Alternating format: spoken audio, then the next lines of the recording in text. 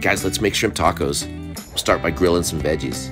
Just add a little oil, toss that around, throw them down on the grill. I got jalapenos, tomatillos, an onion, a poblano. I'm gonna save the poblano for a little later. We'll throw those all in a bowl. Get your mixer and just puree them up. Add a little salt, give it a stir, let that cool off, and we're gonna put it on some shrimp. That's gonna be our marinade.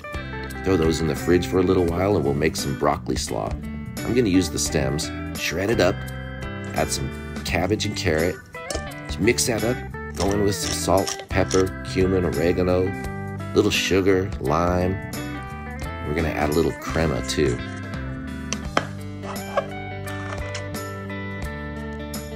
Give that a nice stir.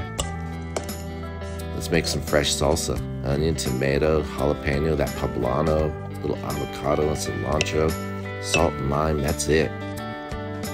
We'll crisp up some tortillas in a pan, little oil.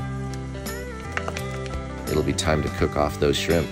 Fire up the grill. They're only gonna take about 2 minutes per side.